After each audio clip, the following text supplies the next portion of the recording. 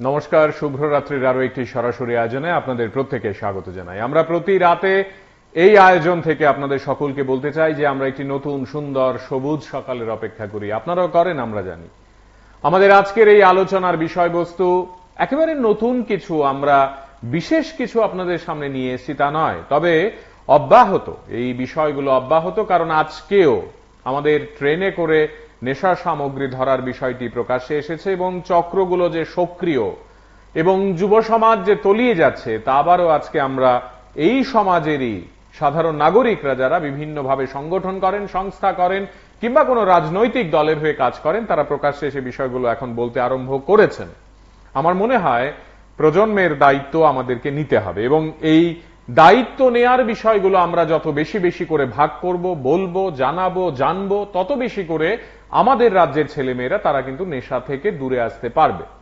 আজ পরপর দুটো ঘটনা ঘটে গেল এবং আপনাদের সকলকে বলি, সাম্প্রতিককালে আমরা অনবরত দেখছি কোথাও গাঁজা, কোথাও ফেন্সিডিল, কোথাও হেরোইন, কোথাও নানাভাবে অন্যান্য পন্থায় নেশা সামগ্রী পাচার করা কিংবা নেশা সামগ্রী ব্যবহার করা, বিক্রি করা, শহরতলি, রাজ্যের প্রত্যেকটি জেলায় এই বিষয়টি নিয়ে কিন্তু ইতিমধ্যেই সর্বস্তরে আলোচনা শুরু হয়েছে।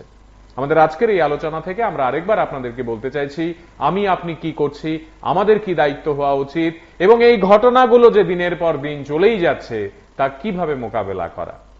শুনুন।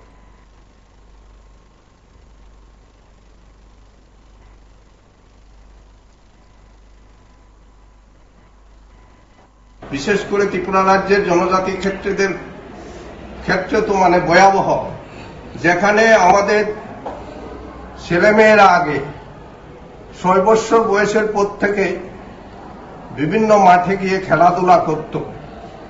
এখন বিজ্ঞানের যুগ, মোবাইল নিয়ে বেশিরভাগ নেশাগ্রস্ত হয়ে আছে, বিভিন্ন ড্রাগ এডিকশনে আছে।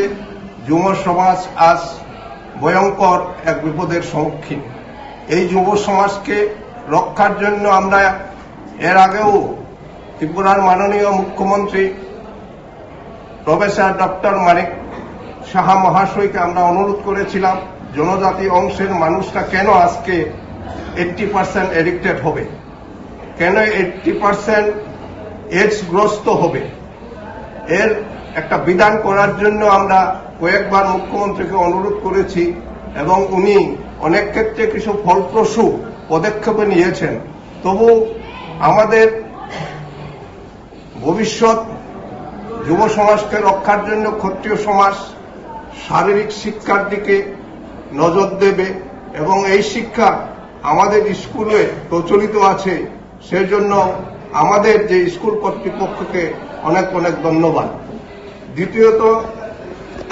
তৃতীয়ত আমাদের যে নৈতিক শিক্ষা, আজকে সমস্ত বিশ্বের মানুষের মধ্যে নৈতিকতার অভাব দেখা দেয়। আজকে আমরা সততার পথ হারিয়ে বিভিন্নভাবে আমরা পথভ্রষ্ট হয়ে যাচ্ছি।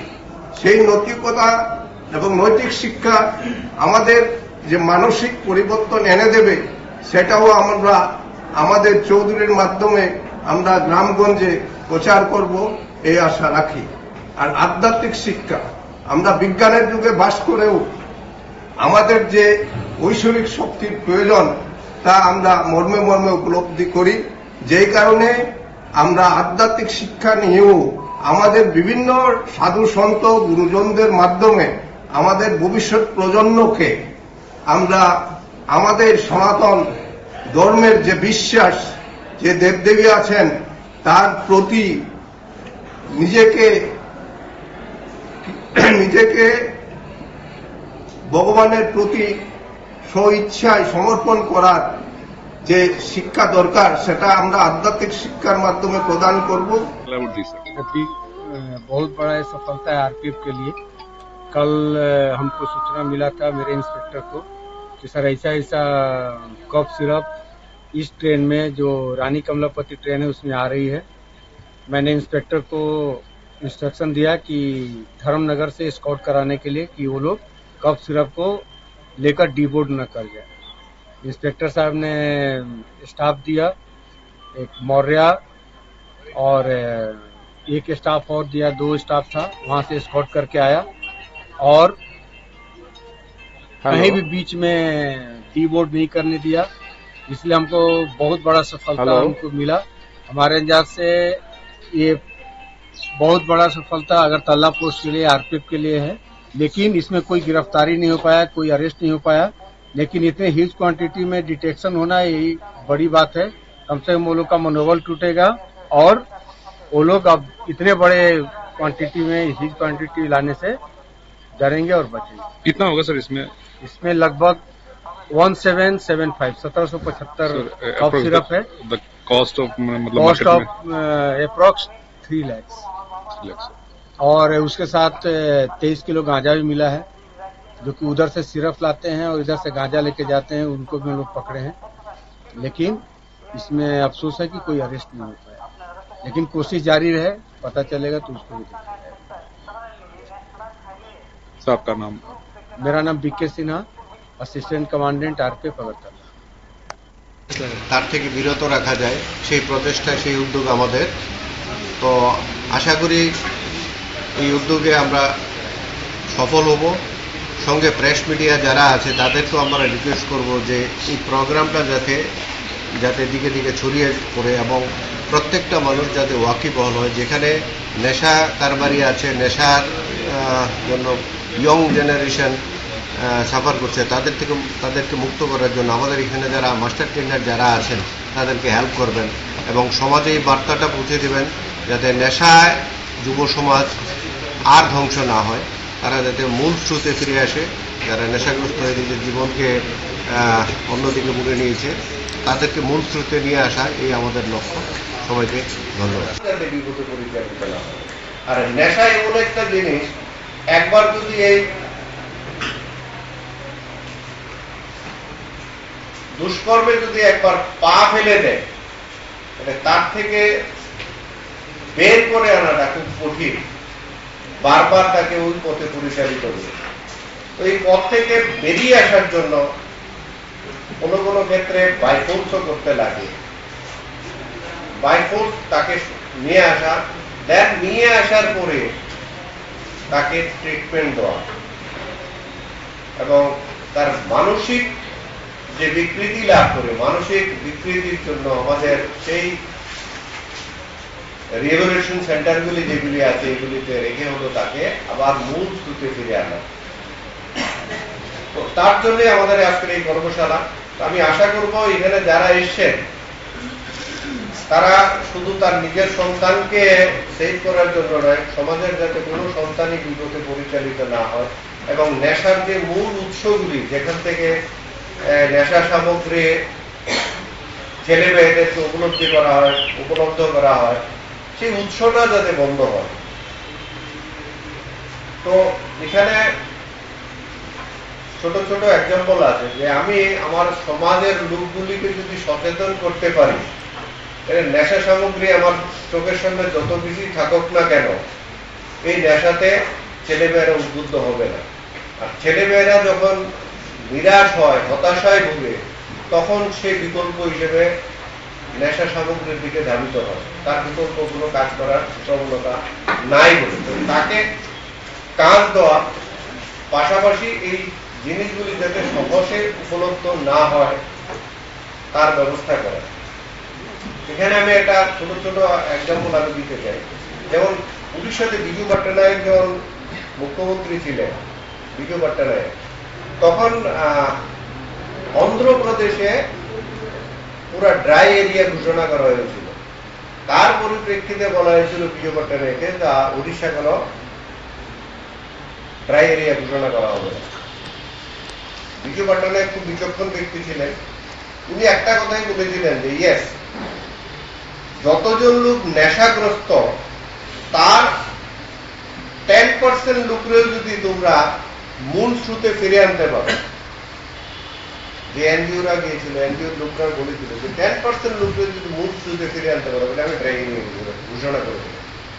আদারওয়াইজ তার থেকে যে রেভিনিউ আসে, এই রেভিনিউটা আমি বিনা কারণে লস করতে পারবো না। তো সমাজের সমাজবদ্ধতা, আমাদের সমাজটাকে ঠিক রাখার জন্য সচেতন মানুষ যারা আছেন তাদের কাছে আমাদের একটাই রিকোয়েস্ট যে এই নেশা গ্রস্ত যাতে না হয়, তারপরেও নেশার বাইরেও একটা সুন্দর সুস্থ আনন্দময় জীবন আছে, এই জীবনটাকে তাদের সামনে তুলে ধরা। বাঁচার জন্য নেশাগ্রস্ত অবস্থানে ভালোভাবেও বাঁচা যায় এবং সুন্দরভাবে বাঁচা যায়। তার জন্য যে জীবন শৈলী আছে একে তুলে ধরা, তাদের মানুষ অযথা নেশার দিকে ধাবিত না হয়। জীবনশৈলীর কথা বলতে গেলে দেখুন, আমাদের জীবনশৈলী যেটা ছিল সনাতন জীবনশৈলী, এই জীবনশৈলী আমরা অনেকাংশেই তার থেকে দূরে সরে গেছি। আমাদের জীবনশৈলী থেকে, আমার জীবনশৈলীতে কোনো সময় নেশা জিনিসটা ছিল না, তার মধ্যে উৎসাহ, উদ্দীপনা, আনন্দ প্রত্যেকটা অকেশনে ছিল। সবকিছুতে আমরা আনন্দ উপভোগ করতাম। সামাজিক বলেন, ঘরোয়া বলেন, সব প্রোগ্রামে ভরপুর আনন্দ ছিল। কিন্তু ভারতবর্ষকে পরাধীন থাকতে হয়েছে দীর্ঘ প্রায় 1000 বছর। 1000 বছরে আমাদের মধ্যে জেনেটিক চেঞ্জ হয়ে গেছে না। 2-3 জেনারেশনের পরে বলে যে প্র্যাকটিসটা থাকে, এটা জেনেটিক চেঞ্জ হয়।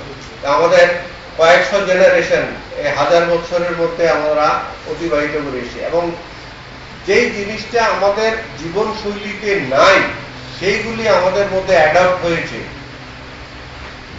তার থেকে আমরা যদি নিজেদেরকে সরিয়ে নিয়ে আমাদের অরিজিনাল পুরাতন জীবনশৈলীতে না ফিরে আসতে পারি, তাহলে এই সমাজটাকে ঠিক রাখা যাবে না। আমাদের অরিজিনাল সমাজ ব্যবস্থা যেটা, আপনারা যারা সরাসরি অংশগ্রহণ করছেন আপনারা জানেন আমরা এক একদিন এক একটি বিষয় নিয়ে, এক একটি ভাবনা নিয়ে কথা বলি, এবং আমাদের ভাবনাগুলো সত্যি অর্থেই চায় যে আগামীকালকের সকালটি সুন্দর হোক। আমাদের এই প্রজন্মের ছেলে মেয়েরা যারা বিদ্যালয়ে পড়ছে, যারা মহাবিদ্যালয় বিশ্ববিদ্যালয়ে পড়তে যাচ্ছে, যারা পড়ছে না, পড়াশোনা হয়তো বা ছেড়ে দিয়েছে, কিংবা সবেমাত্র স্কুল পাস, কলেজ পাস, বিশ্ববিদ্যালয় পাস করেছে, তাদের বাঁচাবে কে? এই যে একটি বড় চক্র, যে চক্রটি তাদের কাছে এই প্রলোভনগুলো নিয়ে নিয়ে যাচ্ছে এবং বলছে এটা কেন, এটা খাও, বা এইভাবে এটা শোঁকো, তাহলে তোমার ভালো লাগবে। এই যে অ্যাডিকশন শব্দটির সঙ্গে তাদের পরিচয় ঘটছে স্কুল জীবন থেকেই, এই জায়গাটিতে কে রুখে দাঁড়াবে, কে প্রতিবাদ করবে, কে প্রতিরোধের বেড়া সত্যি অর্থেই এই সমাজে বারবার সামনে নিয়ে আসবে? আমি, আপনি, আমরাই তো। আমাদের আজকের এই আলোচনা থেকে আমরা এই প্রজন্মের ছেলে মেয়েদেরকেও জিজ্ঞাসা করতে চাই, তোমরা যদি সবাই মিলে বা আপনারা যদি সবাই মিলে এইভাবে ধীরে ধীরে নেশার কবলে জড়িয়ে পড়েন, তাহলে ভবিষ্যৎ কি? আমাদের আজকের এই আলোচনায় আমরা আরেকবার আপনাদের বলতে চাই, নেশা মানেই তো সামাজিকভাবে অপমান, লজ্জা, নেশা মানেই তো পুলিশের ভয়, নেশা মানেই তো বেআইনি, নেশা মানেই তো অর্থ অপচয়, নেশা মানেই তো শরীরে নানা রোগ ব্যাধি ইত্যাদিকে আমন্ত্রণ জানিয়ে নিয়ে আসা। এর পরেও কেন আমরা এই চক্রগুলো থেকে নিজেদেরকে সরাতে পারছি না? কেন মাঝে মাঝেই রাজ্যের মুখ্যমন্ত্রী থেকে শুরু করে অন্যান্য মন্ত্রী থেকে শুরু করে প্রশাসনের বড় কর্তাদের সাংবাদিক সম্মেলন ডেকে বলতে হচ্ছে এটা ছাড়ুন, এটা ছাড়ুন, এটা ছাড়ুন? কেন? আমরা বুঝবো না কেন? বিজ্ঞান জানবো না কেন? মা বাবারা কি বলবেন ঘরে ঘরে? শিক্ষক শিক্ষিকারা কি বলবেন? আমি আপনি কিভাবে দায়িত্ব নেব? আমাদের পাড়ায়, আমাদের মহল্লায়, আমাদের গ্রামে, আমাদের পাহাড়ে কিভাবে প্রজন্মকে বাঁচাবো? এইসব নিয়েই আমাদের আজকের এই আলোচনা। আপনারা সঙ্গে আছেন, আমরা ঘটনাগুলো দেখাচ্ছি আপনাদের, কে কি বলছেন, আজ কোথায় কি গ্রেফতার হলো, সেখানে কি বলা হচ্ছে প্রশাসনিক কর্মকর্তাদের তরফ থেকে, সেসব নিয়েই এই আলোচনাটিতে আপনারা অংশগ্রহণ করছেন। শুনুন। বিশেষ করে ত্রিপুরা রাজ্যের জনজাতি ক্ষেত্রদের ক্ষেত্রে তো মানে ভয়াবহ, যেখানে আমাদের ছেলেমেয়েরা আগে 6 বছর বয়সের পর থেকে বিভিন্ন মাঠে গিয়ে খেলাধুলা করত। এখন বিজ্ঞানের যুগ, মোবাইল নিয়ে বেশিরভাগ নেশাগ্রস্ত হয়ে আছে, বিভিন্ন ড্রাগ এডিকশনে আছে। যুব সমাজ আজ ভয়ঙ্কর এক বিপদের সম্মুখীন। এই যুব সমাজকে রক্ষার জন্য আমরা এর আগেও ত্রিপুরার মাননীয় মুখ্যমন্ত্রী প্রফেসর ডক্টর মানিক সাহা মহাশয়কে আমরা অনুরোধ করেছিলাম, জনজাতি অংশের মানুষটা কেন আজকে 80% এডিক্টেড হবে, কেন 80% এডসগ্রস্ত হবে, এর একটা বিধান করার জন্য আমরা কয়েকবার মুখ্যমন্ত্রীকে অনুরোধ করেছি, এবং উনি অনেক ক্ষেত্রে কিছু ফলপ্রসূ পদক্ষেপ নিয়েছেন। তবু আমাদের ভবিষ্যৎ যুব সমাজকে রক্ষার জন্য ক্ষত্রিয় সমাজ শারীরিক শিক্ষার দিকে নজর দেবে এবং এই শিক্ষা আমাদের স্কুলে প্রচলিত আছে। সেজন্য আমাদের যে স্কুল কর্তৃপক্ষকে অনেক অনেক ধন্যবাদ। তৃতীয়ত আমাদের যে নৈতিক শিক্ষা, আজকে সমস্ত বিশ্বের মানুষের মধ্যে নৈতিকতার অভাব দেখা দেয়। আজকে আমরা সততার পথ হারিয়ে বিভিন্নভাবে আমরা পথভ্রষ্ট হয়ে যাচ্ছি।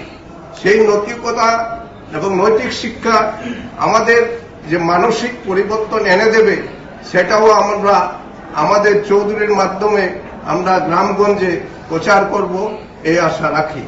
আর আধ্যাত্মিক শিক্ষা, আমরা বিজ্ঞানের যুগে বাস করেও আমাদের যে ঐশ্বরিক শক্তির প্রয়োজন তা আমরা মর্মে মর্মে উপলব্ধি করি। যেই কারণে আমরা আধ্যাত্মিক শিক্ষা নিয়েও আমাদের বিভিন্ন সাধু সন্ত গুরুজনদের মাধ্যমে আমাদের ভবিষ্যৎ প্রজন্মকে আমরা আমাদের সনাতন ধর্মের যে বিশ্বাস, যে দেবদেবী আছেন তার প্রতি নিজেকে ভগবানের প্রতি স্বইচ্ছায় সমর্পণ করার যে শিক্ষা দরকার, সেটা আমরা আধ্যাত্মিক শিক্ষার মাধ্যমে প্রদান করব। बहुत बड़ा सफलता है आरपीएफ के लिए। कल हमको सूचना मिला था मेरे इंस्पेक्टर को कि सर ऐसा कफ सिरप इस ट्रेन में जो रानी कमलापति ट्रेन है उसमें आ रही है। मैंने इंस्पेक्टर को इंस्ट्रक्शन दिया कि धर्मनगर से स्काउट कराने के लिए कि वो लोग कफ सिरप को लेकर डीबोर्ड न कर जाए। इंस्पेक्टर साहब ने स्टाफ दिया, एक मौर्य और एक स्टाफ और दिया, 2 स्टाफ था, वहां से स्काउट करके आया और कहीं भी बीच में डीबोर्ड नहीं करने दिया। इसलिए हमको बहुत बड़ा सफलता हमको मिला। हमारे अंदाज से ये बहुत बड़ा सफलता अगरतला पोस्ट के लिए, आरपीएफ के लिए है। लेकिन इसमें कोई गिरफ्तारी नहीं हो पाया, कोई अरेस्ट नहीं हो पाया। लेकिन इतने ह्यूज क्वांटिटी में डिटेक्शन होना यही बड़ी बात है। कम से कम वो लोग का मनोबल टूटेगा और वो लोग अब इतने बड़े क्वांटिटी में ह्यूज क्वांटिटी लाने से डरेंगे और बचेंगे। कितना होगा सर इसमें? इसमें लगभग 1775 कफ सिरप है। द कॉस्ट ऑफ मतलब कॉस्ट ऑफ अप्रोक्स 3 lakhs। और उसके साथ 23 किलो गांजा भी मिला है, जो कि उधर से सिरप लाते हैं और इधर से गांजा लेके जाते हैं, उनको भी हम लोग पकड़े हैं। लेकिन इसमें अफसोस है कि कोई अरेस्ट नहीं हो पाया, लेकिन कोशिश जारी रहे, पता चलेगा तो उसको भी देखा जाएगा। सर आपका नाम? मेरा नाम B K Sinha, assistant commandant RPF Agartala. তার থেকে বিরত রাখা যায় সেই প্রচেষ্টা, সেই উদ্যোগ আমাদের। তো আশা করি এই উদ্যোগে আমরা সফল হব। সঙ্গে প্রেস মিডিয়া যারা আছে তাদেরকেও আমরা রিকোয়েস্ট করব যে এই প্রোগ্রামটা যাতে দিকে দিকে ছড়িয়ে পড়ে এবং প্রত্যেকটা মানুষ যাতে ওয়াকিবহল হয়। যেখানে নেশা কারবারি আছে, নেশার জন্য ইয়ং জেনারেশন সাফার করছে, তাদেরকে মুক্ত করার জন্য আমাদের এখানে যারা মাস্টার ট্রেনার যারা আছেন তাদেরকে হেল্প করবেন এবং সমাজে এই বার্তাটা পৌঁছে দেবেন যাতে নেশায় যুব সমাজ আর ধ্বংস না হয়, তারা যাতে মূল স্রোতে ফিরে আসে। যারা নেশাগ্রস্ত হয়ে নিজের জীবনকে অন্যদিকে মুড়ে নিয়েছে তাদেরকে মূল স্রোতে নিয়ে আসা, এই আমাদের লক্ষ্য। সবাইকে ধন্যবাদ। আর নেশা এমন একটা জিনিস, একবার যদি এই দুষ্কর্মে যদি একবার পা ফেলে দেয়, তার থেকে বের করে আনাটা খুব কঠিন। বারবার তাকে ওই পথে পরিচালিত করে। তো এই পথ থেকে বেরিয়ে আসার জন্য কোনো কোনো ক্ষেত্রে বাইফোর্সও করতে লাগে। বাইফোর্স তাকে নিয়ে আসা, দেন নিয়ে আসার পরে তাকে ট্রিটমেন্ট দেওয়া এবং তার মানসিক যে বিকৃতি লাভ করে, মানসিক বিকৃতির জন্য আমাদের সেই রিহ্যাবিলিটেশন সেন্টারগুলি যেগুলি আছে এগুলিতে রেখে হলো তাকে আবার মূল স্রোতে ফিরে আনা। তো তার জন্য আমাদের আজকের এই কর্মশালা।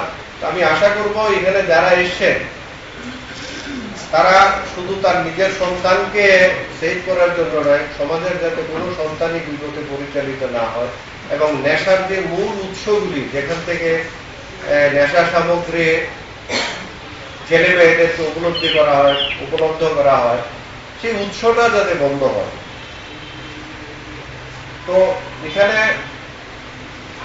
ছোট ছোট এক্সাম্পল আছে যে আমি আমার সমাজের লোকগুলিকে যদি সচেতন করতে পারি, নেশা সামগ্রী আমার চোখের সামনে যত বেশি থাকুক না কেন, এই নেশাতে ছেলেমেয়েরা উদ্বুদ্ধ হবে না। আর ছেলেমেয়েরা যখন নিরাশ হয়, হতাশায় ভুগে, তখন সে বিকল্প হিসেবে নেশা সামগ্রীর দিকে ধাবিত হয়, তার বিকল্প কোনো কাজ করার প্রবণতা নাই বলে। তাকে কাজ দেওয়া, পাশাপাশি এই জিনিসগুলি যাতে সহজে উপলব্ধ না হয় তার ব্যবস্থা করা। এখানে আমি একটা ছোট ছোট এক্সাম্পল আমি দিতে চাই। যেমন উড়িষ্যাতে বিজু পট্টনায়ক যখন মুখ্যমন্ত্রী ছিলেন, বিজু পট্টনায়ক, তখন অন্ধ্রপ্রদেশে পুরা ড্রাই এরিয়া ঘোষণা করা হয়েছিল। তার পরিপ্রেক্ষিতে বলা হয়েছিল বিজু পট্টনায়ককে উড়িষ্যা কেন ড্রাই এরিয়া ঘোষণা করা হবে না। বিজু পট্টনায়ক খুব বিচক্ষণ ব্যক্তি ছিলেন। উনি একটা কথাই বলেছিলেন যে ইয়েস, যতজন লোক নেশাগ্রস্ত তার 10% লোকরেও যদি তোমরা মূল স্রোতে ফিরে আনতে পারো, যে এনজিওরা গিয়েছিল, এনজিও লোকরা বলেছিল যে 10% লোকরেও যদি মূল স্রোতে ফিরে আনতে পারো বলে আমি ট্রাই ঘোষণা করে দিই। আদারওয়াইজ তার থেকে যে রেভিনিউ আসে, এই রেভিনিউটা আমি বিনা কারণে লস করতে পারবো না। তো সমাজের সমানবদ্ধতা আমাদের আজকের এই আলোচনায় আপনারা যারা সঙ্গে আছেন, আপনাদের মনে রাখতে হবে আমাদের কিন্তু রাজ্যের প্রতিটি জেলায় নেশার অবস্থা ভালো নয়। এখানে যদি আমরা রাজনৈতিক দল নিয়ে যেরকমটা আমরা করে থাকি, আমরা যদি শুধুমাত্র কে কংগ্রেস, কে সিপিএম, কে তৃণমূল, কে বিজেপি এইভাবে বিষয়টিকে দেখি, তাহলে ক্ষতি হবে প্রজন্মের। আমরা যদি কে ধনী, কে গরিব, কে করছে, কে কিনে দিচ্ছে, কে খাচ্ছে তা করতে থাকি, তাহলেও ক্ষতি হবে। আমরা যদি ওই ক্লাব, সেই ক্লাব, এই ক্লাব করতে থাকি, ক্ষতি হবে। আমরা যদি পাশের বাড়ি, আমার বাড়ি তো না, ক্ষতি হবে। আমরা সবাই মিলেমিশে ধনী গরিব, ধর্ম বর্ণ নির্বিশেষে নেশার বিরুদ্ধে এক হয়ে লড়ার অঙ্গীকার নিতে পারি, তাহলে আগামী দিনে হয়তো বা আমাদের প্রজন্মের ছেলে মেয়েদের বা আগামী প্রজন্মের ছেলে মেয়েদের বাঁচানো যাবে। এর কবল থেকে যদি আমরা তাদেরকে বাঁচাতে চাই, তাহলে একটি সম্মিলিত একেবারে প্রত্যেকটি জায়গার, ইংরেজিতে যদি বলি তাহলে মেইন স্ট্রিমিং এফোর্ট দরকার। না হলে আমরা একে অপরের কাঁধে যদি দায়িত্ব ঠেলি, তাহলে পুলিশ বলবে বিষয়টি সমাজ কল্যাণ দেখবে, সমাজ কল্যাণ বলবে মহিলা কমিশন দেখবে, মহিলা কমিশন বলবে মানে এইডস কন্ট্রোল সোসাইটি দেখবে, এইডস কন্ট্রোল সোসাইটি বলবে পুলিশ দেখবে, পুলিশ বলবে সাধারণ প্রশাসন দেখবে। এই করে করে দিনের শেষে আমরা কেউ কাউকে দেখতে পাবো না। আমার মনে হয় এই প্রত্যেকটি বডি এবং অন্যান্য বডি, আমাদের সরকারের, আমাদের প্রাইভেট বিভিন্ন প্রতিষ্ঠান, সংস্থা, সংগঠন, আমরা সবাই মিলে একযোগে এই বিষয়টির বিরুদ্ধে দাঁড়িয়ে যদি নিজেদের সচেতনতার কথা আগে জানান দিই এবং যেখানে যা হচ্ছে তা প্রকাশ্যে আনি, তার বিরুদ্ধে দাঁড়িয়ে কথা বলি এবং সরকারকে সজাগ করি, প্রশাসনকে জানাই কোথায় কি হচ্ছে, নেশা সম্পর্কিত তথ্যগুলো, তাহলে আগামী দিনে লাভ হবে আমাদের। শুনুন। বিশেষ করে ত্রিপুরা রাজ্যের জনজাতি ক্ষেত্রদের ক্ষেত্রে তো মানে ভয়াবহ, যেখানে আমাদের ছেলেমেয়েরা আগে 6 বছর বয়সের পর থেকে বিভিন্ন মাঠে গিয়ে খেলাধুলা করত। এখন বিজ্ঞানের যুগ, মোবাইল নিয়ে বেশিরভাগ নেশাগ্রস্ত হয়ে আছে, বিভিন্ন ড্রাগ এডিকশনে আছে। যুব সমাজ আজ ভয়ঙ্কর এক বিপদের সম্মুখীন। এই যুব সমাজকে রক্ষার জন্য আমরা এর আগেও ত্রিপুরার মাননীয় মুখ্যমন্ত্রী প্রফেসর ডক্টর মানিক সাহা মহাশয়কে আমরা অনুরোধ করেছিলাম, জনজাতি অংশের মানুষরা কেন আজকে 80% এডিক্টেড হবে, কেন 80% এইডসগ্রস্ত হবে, এর একটা বিধান করার জন্য আমরা কয়েকবার মুখ্যমন্ত্রীকে অনুরোধ করেছি এবং উনি অনেক ক্ষেত্রে কিছু ফলপ্রসূ পদক্ষেপ নিয়েছেন, তবু আমাদের ভবিষ্যৎ যুব সমাজকে রক্ষার জন্য ক্ষত্রিয় সমাজ শারীরিক শিক্ষার দিকে নজর দেবে এবং এই শিক্ষা আমাদের স্কুলে প্রচলিত আছে। সেজন্য আমাদের যে স্কুল কর্তৃপক্ষকে অনেক অনেক ধন্যবাদ। তৃতীয়ত আমাদের যে নৈতিক শিক্ষা, আজকে সমস্ত বিশ্বের মানুষের মধ্যে নৈতিকতার অভাব দেখা দেয়। আজকে আমরা সততার পথ হারিয়ে বিভিন্নভাবে আমরা পথভ্রষ্ট হয়ে যাচ্ছি। সেই নৈতিকতা এবং নৈতিক শিক্ষা আমাদের যে মানসিক পরিবর্তন এনে দেবে, সেটাও আমরা আমাদের চৌধুরীর মাধ্যমে আমরা গ্রামগঞ্জে প্রচার করব এই আশা রাখি। আর আধ্যাত্মিক শিক্ষা, আমরা বিজ্ঞানের যুগে বাস করেও আমাদের যে ঐশ্বরিক শক্তির প্রয়োজন তা আমরা মর্মে মর্মে উপলব্ধি করি। যেই কারণে আমরা আধ্যাত্মিক শিক্ষা নিয়েও আমাদের বিভিন্ন সাধু সন্ত গুরুজনদের মাধ্যমে আমাদের ভবিষ্যৎ প্রজন্মকে আমরা আমাদের সনাতন ধর্মের যে বিশ্বাস, যে দেবদেবী আছেন তার প্রতি নিজেকে ভগবানের প্রতি স্বইচ্ছায় সমর্পণ করার যে শিক্ষা দরকার, সেটা আমরা আধ্যাত্মিক শিক্ষার মাধ্যমে প্রদান করব। बहुत बड़ा सफलता है आरपीएफ के लिए। कल हमको सूचना मिला था मेरे इंस्पेक्टर को कि सर ऐसा कफ सिरप इस ट्रेन में जो रानी कमलापति ट्रेन है उसमें आ रही है। मैंने इंस्पेक्टर को इंस्ट्रक्शन दिया कि धर्मनगर से स्काउट कराने के लिए कि वो लोग कफ सिरप को लेकर डीबोर्ड न कर जाए। इंस्पेक्टर साहब ने स्टाफ दिया, एक मौर्य और एक स्टाफ और दिया, 2 स्टाफ था, वहां से स्काउट करके आया और कहीं भी बीच में डीबोर्ड नहीं करने दिया। इसलिए हमको बहुत बड़ा सफलता हमको मिला। हमारे अंदाज से ये बहुत बड़ा सफलता अगरतला पोस्ट के लिए, आरपीएफ के लिए है। लेकिन इसमें कोई गिरफ्तारी नहीं हो पाया, कोई अरेस्ट नहीं हो पाया। लेकिन इतने ह्यूज क्वांटिटी में डिटेक्शन होना यही बड़ी बात है। कम से कम वो लोग का मनोबल टूटेगा और वो लोग अब इतने बड़े क्वांटिटी में ह्यूज क्वांटिटी लाने से डरेंगे और बचेंगे। कितना होगा सर इसमें? इसमें लगभग 1775 कफ सिरप है। कॉस्ट ऑफ मतलब कॉस्ट ऑफ अप्रोक्स 3 लाख। और उसके साथ 23 किलो गांजा भी मिला है, जो कि उधर से सिरप लाते हैं और इधर से गांजा लेके जाते हैं, उनको भी हम लोग पकड़े हैं। लेकिन इसमें अफसोस है कि कोई अरेस्ट नहीं हो पाया, लेकिन कोशिश जारी रहे, पता चलेगा तो उसको भी देखा जाएगा। साहब का नाम? मेरा नाम B K Sinha, assistant commandant RPF Agartala. তার থেকে বিরত রাখা যায় সেই প্রচেষ্টা, সেই উদ্যোগ আমাদের। তো আশা করি এই উদ্যোগে আমরা সফল হব। সঙ্গে প্রেস মিডিয়া যারা আছে তাদেরকেও আমরা রিকোয়েস্ট করব যে এই প্রোগ্রামটা যাতে দিকে দিকে ছড়িয়ে পড়ে এবং প্রত্যেকটা মানুষ যাতে ওয়াকিবহল হয়। যেখানে নেশা কারবারি আছে, নেশার জন্য ইয়ং জেনারেশন সাফার করছে, তাদেরকে মুক্ত করার জন্য আমাদের এখানে যারা মাস্টার ট্রেনার যারা আছেন তাদেরকে হেল্প করবেন এবং সমাজে এই বার্তাটা পৌঁছে দেবেন যাতে নেশায় যুব সমাজ আর ধ্বংস না হয়, তারা যাতে মূল স্রোতে ফিরে আসে। যারা নেশাগ্রস্ত হয়ে নিজের জীবনকে অন্যদিকে মুড়ে নিয়েছে তাদেরকে মূল স্রোতে নিয়ে আসা, এই আমাদের লক্ষ্য। সবাইকে ধন্যবাদ।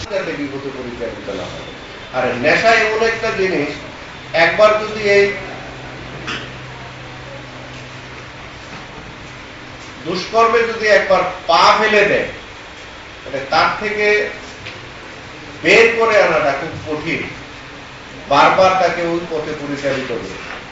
তো এই পথ থেকে বেরিয়ে আসার জন্য কোনো কোনো ক্ষেত্রে বাইফোর্সও করতে লাগে। বাইফোর্স তাকে নিয়ে আসা, দেন নিয়ে আসার পরে তাকে ট্রিটমেন্ট দেওয়া এবং তার মানসিক যে বিকৃতি লাভ করে, মানসিক বিকৃতির জন্য আমাদের সেই রিহ্যাবিলিটেশন সেন্টারগুলি যেগুলি আছে এগুলিতে রেখে হতো তাকে আবার মূল স্রোতে ফিরে আনা। তো তার জন্য আমাদের আজকের এই কর্মশালা।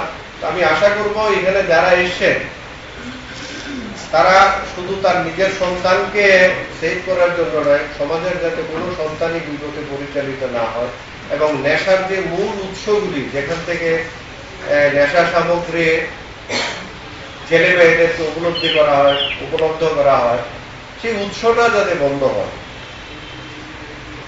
তো এখানে ছোট ছোট এক্সাম্পল আছে যে আমি আমার সমাজের লোকগুলিকে যদি সচেতন করতে পারি, নেশা সামগ্রী আমার চোখের সামনে যত বেশি থাকুক না কেন এই নেশাতে ছেলেমেয়েরা উদ্বুদ্ধ হবে না। আর ছেলেমেয়েরা যখন নিরাশ হয়, হতাশায় ভুগে, তখন সে বিকল্প হিসেবে নেশা সামগ্রীর দিকে ধাবিত হয়, তার বিকল্প কোনো কাজ করার প্রবণতা নাই বলে। তো তাকে কাজ দেওয়া, পাশাপাশি এই জিনিসগুলি যাতে সহজে উপলব্ধ না হয় তার ব্যবস্থা করা। এখানে আমি একটা ছোট ছোট এক্সাম্পল আমি দিতে চাই। যেমন উড়িষ্যাতে বিজু পট্টনায়ক যখন মুখ্যমন্ত্রী ছিলেন, বিজু পট্টনায়ক, তখন অন্ধ্রপ্রদেশে পুরা ড্রাই এরিয়া ঘোষণা করা হয়েছিল। তার পরিপ্রেক্ষিতে বলা হয়েছিল বিজু পট্টনায়ককে উড়িষ্যা কেন ড্রাই এরিয়া ঘোষণা করা হবে না। বিজু পট্টনায়ক খুব বিচক্ষণ ব্যক্তি ছিলেন। উনি একটা কথাই বলেছিলেন যে ইয়েস, যতজন লোক নেশাগ্রস্ত তার 10% লোকরেও যদি তোমরা মূল স্রোতে ফিরে আনতে পারো, যে এনজিওরা গিয়েছিল, এনজিওর লোকরা বলেছিল যে 10% লোকরেও যদি মূল স্রোতে ফিরে আনতে পারো, বলে আমি ড্রাই এরিয়া ঘোষণা করেছিলাম। আদারওয়াইজ তার থেকে যে রেভিনিউ আসে এই রেভিনিউটা আমি বিনা কারণে লস করতে পারবো না। তো সমাজের সমাজবদ্ধতা, আমাদের সমাজটাকে ঠিক রাখার জন্য সচেতন মানুষ যারা আছেন তাদের কাছে আমাদের একটাই রিকোয়েস্ট যে এই নেশা গ্রস্ত যাতে না হয়, তারপরেও নেশার বাইরেও একটা সুন্দর সুষ্ঠু আনন্দময় জীবন আছে, এই জীবনটাকে তাদের সামনে তুলে ধরা। বাঁচার জন্য নেশাগ্রস্ত অবস্থানে ভালোভাবেও বাঁচা যায় এবং সুন্দরভাবে বাঁচা যায়। তার জন্য যে জীবন শৈলী আছে একে তুলে ধরা, তোদের মানুষ অযথা নেশার দিকে ধাবিত না হয়। জীবনশৈলীর কথা বলতে গেলে দেখুন, আমাদের জীবনশৈলী যেটা ছিল সনাতন জীবনশৈলী, এই জীবনশৈলী আমরা অনেকাংশেই তার থেকে দূরে সরে গেছি। আমাদের জীবনশৈলী থেকে, আমার জীবনশৈলীতে কোনো সময় নেশা জিনিসটা ছিল না, তার মধ্যে উৎসাহ, উদ্দীপনা, আনন্দ প্রত্যেকটা অকেশনে ছিল। সবকিছুতে আমরা আনন্দ উপভোগ করতাম। সামাজিক বলেন, ঘরোয়া বলেন, সব প্রোগ্রামে ভরপুর আনন্দ ছিল। কিন্তু ভারতবর্ষকে পরাধীন থাকতে হয়েছে দীর্ঘ প্রায় 1000 বছর। 1000 বছরে আমাদের মধ্যে জেনেটিক চেঞ্জ হয়ে গেছে। 2-3 জেনারেশনের পরে বলে যে প্র্যাকটিসটা থাকে এটা জেনেটিক চেঞ্জ হয়। আমাদের কয়েকশো জেনারেশন এই 1000 বছরের মধ্যে আমরা অতিবাহিত করেছি এবং যেই জিনিসটা আমাদের জীবনশৈলীতে নাই সেইগুলি আমাদের মধ্যে অ্যাডাপ্ট হয়েছে।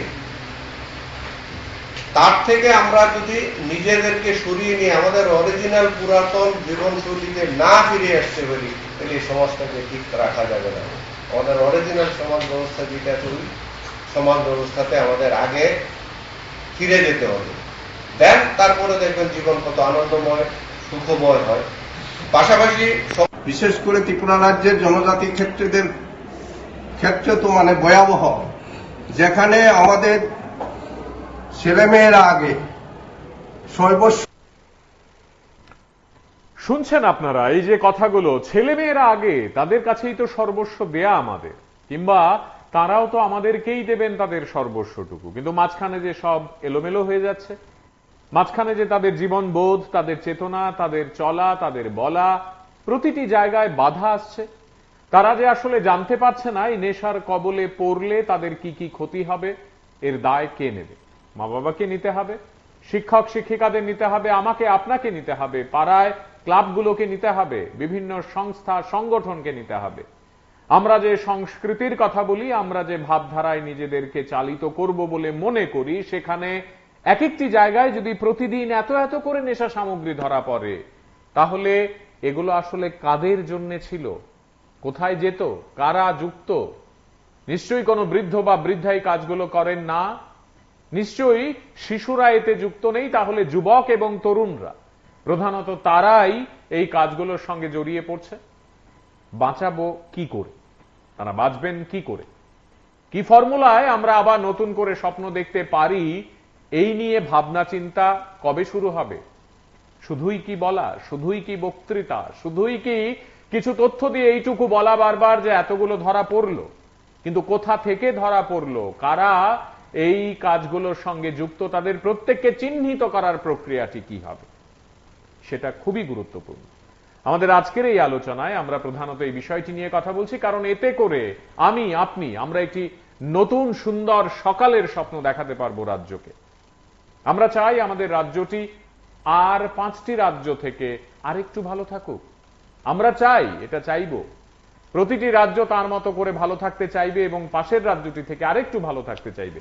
এই যে হেলদি কম্পিটিশন বলা হয়, সুস্থ একটি প্রতিযোগিতার মধ্যে যদি আমরা নিজেদেরকে রাখতে পারি, আমরা যদি বলি উত্তর পূর্বাঞ্চলে আমরা ড্রাগ ফ্রি রাজ্য, তাতে আপত্তি কোথায় হবে, কার হবে?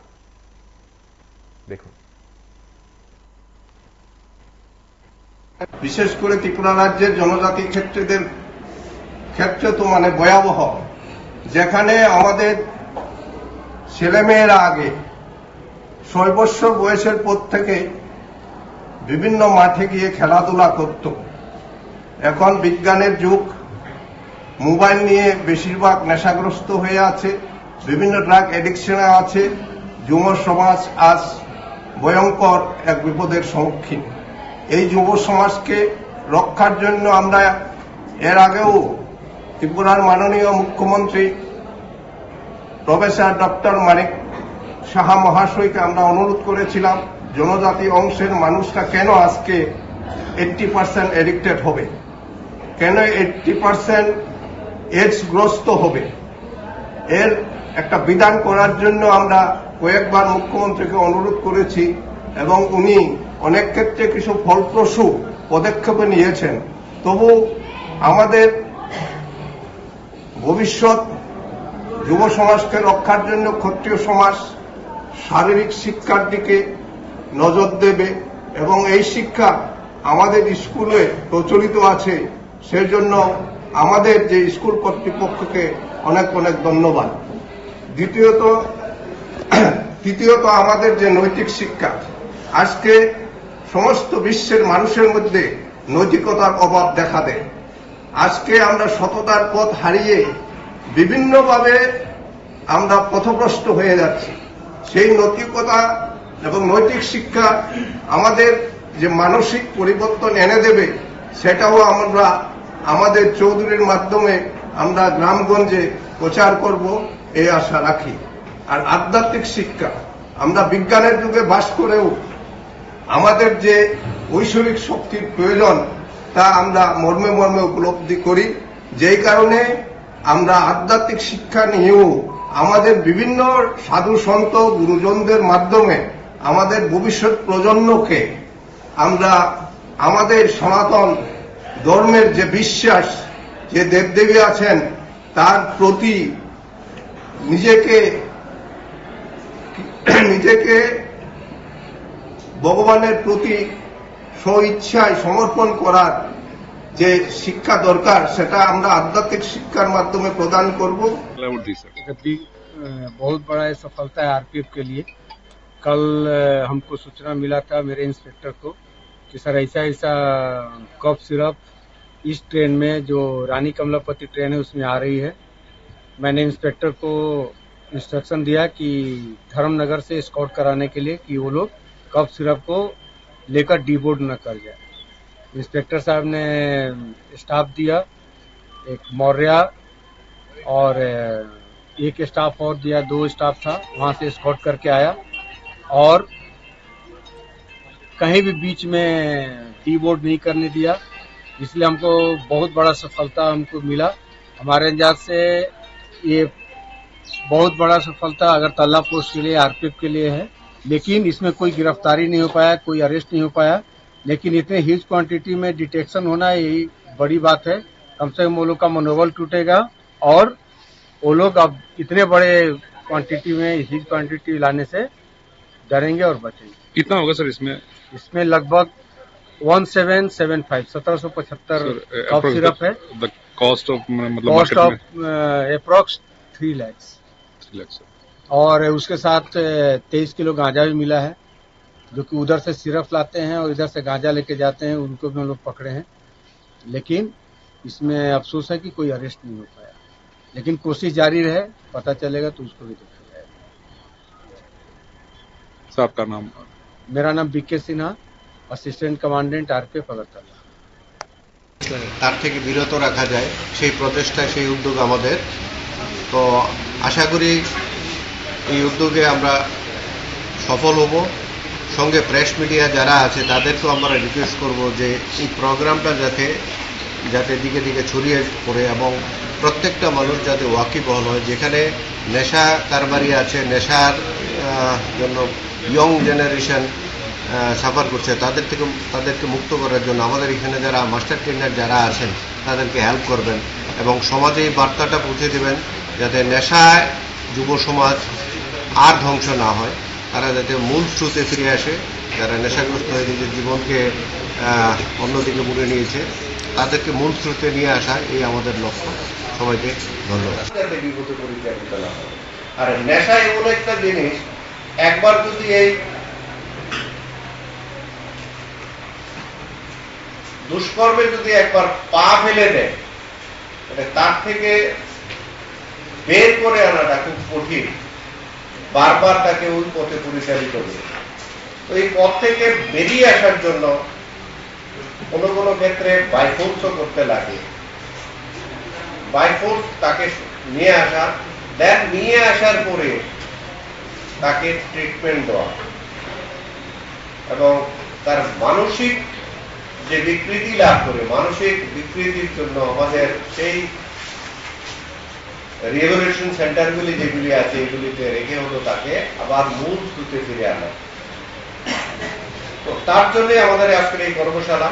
আমি আশা করব এখানে যারা এসছেন তারা শুধু তার নিজের সন্তানকে সেভ করার জন্য নয়, সমাজের যাতে কোনো সন্তানই বিপথে পরিচালিত না হয় এবং নেশার যে মূল উৎসগুলি যেখান থেকে নেশা সামগ্রী ছেলে মেয়েদেরকে উপলব্ধ করা হয় সেই উৎসটা যাতে বন্ধ হয়। তো এখানে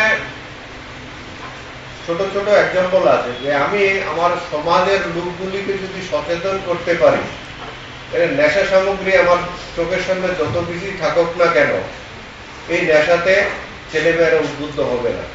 আর ছেলেমেয়েরা যখন নিরাশ হয়, হতাশায় ভুগে, তখন সে বিকল্প হিসেবে নেশা সামগ্রীর দিকে ধাবিত হয়। তার বিকল্প কোনো কাজ করার প্রবণতা নাই বলে তাকে কাজ দেওয়া, পাশাপাশি এই জিনিসগুলি যাতে সহজে উপলব্ধ না হয় তার ব্যবস্থা করা। এখানে আমি একটা ছোট ছোট এক্সাম্পল আমি দিতে চাই। যেমন উড়িষ্যাতে বিজু পট্টনায়ক যখন মুখ্যমন্ত্রী ছিলেন, বিজু পট্টনায়ক, তখন অন্ধ্রপ্রদেশে পুরা ড্রাই এরিয়া ঘোষণা করা হয়েছিল। তার পরিপ্রেক্ষিতে বলা হয়েছিল বিজু পট্টনায়ককে উড়িষ্যা কেন ড্রাই এরিয়া ঘোষণা করা হবে না। বিজু পট্টনায়ক খুব বিচক্ষণ ব্যক্তি ছিলেন। উনি একটা কথাই বলেছিলেন যে ইয়েস, যতজন লোক নেশাগ্রস্ত তার 10% লোকরেও যদি তোমরা মূল স্রোতে ফিরে আনতে পারো, যে এনজিওরা গিয়েছিল, এনজিওর লোকরা বলেছিল যে 10% লোকরে যদি মূল স্রোতে ফিরে আনতে পারো বলে আমি ড্রাইভিং ঘোষণা করে দেব। আদারওয়াইজ তার থেকে যে রেভিনিউ আসে এই রেভিনিউটা আমি বিনা কারণে লস করতে পারবো না।